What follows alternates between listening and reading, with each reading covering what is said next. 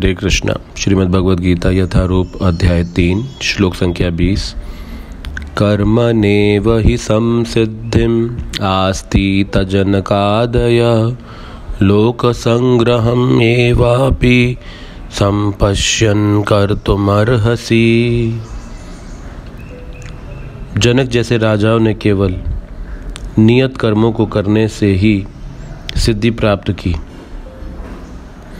अतः सामान्य जनों को शिक्षित करने की दृष्टि से तुम्हें कर्म करना चाहिए। तो भगवान कृष्ण अर्जुन को बता रहे हैं कि ये युद्ध कौरवों और पांडवों का युद्ध नहीं, ये युद्ध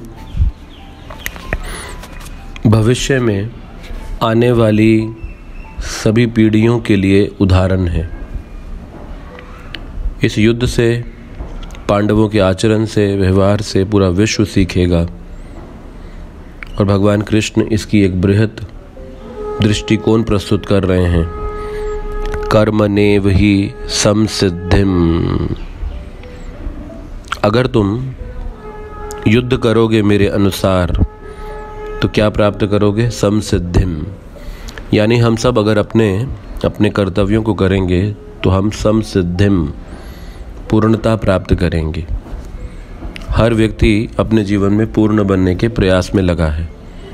हम जो कुछ भी कर रहे हैं इसलिए ताकि हम पूर्ण हो सकें।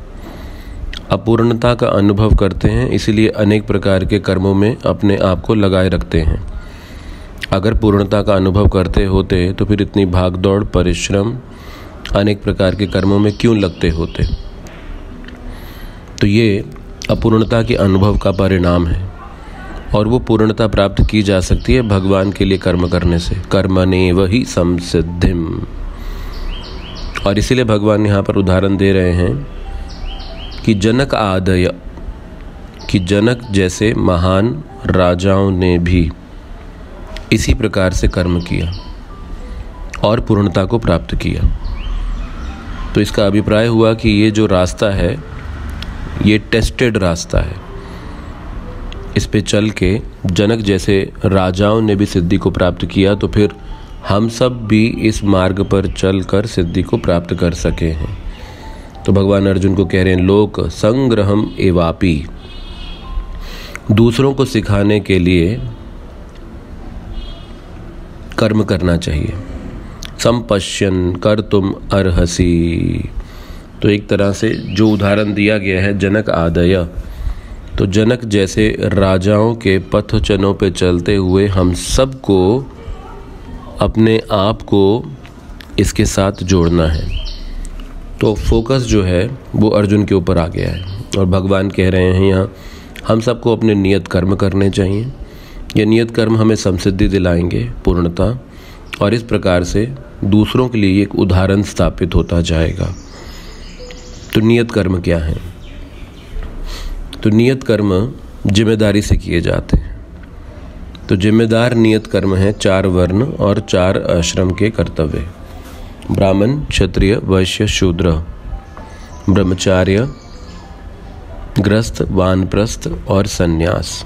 ये है नियत कर्म।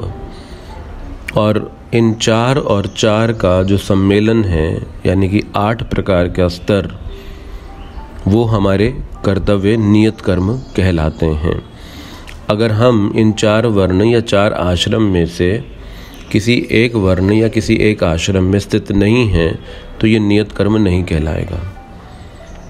जैसे श्रीमद् भागवतम में परीक्षित महाराज जब शमीक ऋषि के आश्रम में गए, प्यासे थे, पानी पीना चाहते थे, लेकिन शमीक ऋषि ने परीक्षित महाराज को देखा नहीं और उन्होंने अनदेखा किया परीक्षित महाराज को, और अनदेखे रूप में परीक्षित महाराज क्रोधित हो गए और उन्होंने एक मरा सांप उठाया और शमीक ऋषि के गले में डाल दिया।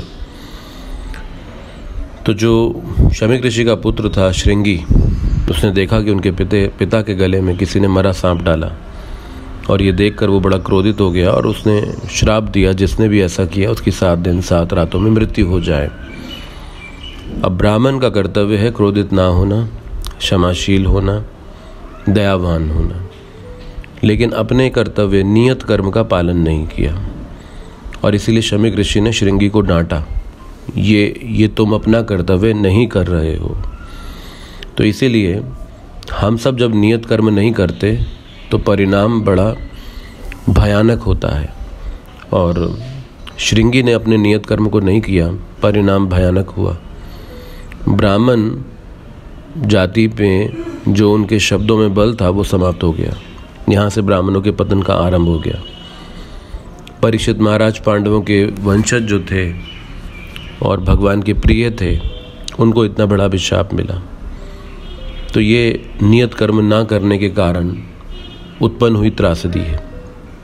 इसीलिए जब हम अपने नियत कर्म को करेंगे तो उसका परिणाम क्या होगा, वो सुखमय परिणाम हमारे लिए और सबके लिए लेकर आएगा। इसलिए भगवान कह रहे हैं, अगर आप समसिद्धि पूर्णता चाहते हैं, कर्मने वही, मुझे केंद्र बना के कर्म कीजिए। इतना मात्र करने से आप अपने जीवन के अंदर सिद्धि प्राप्त कर सकते हैं। हरे कृष्णा।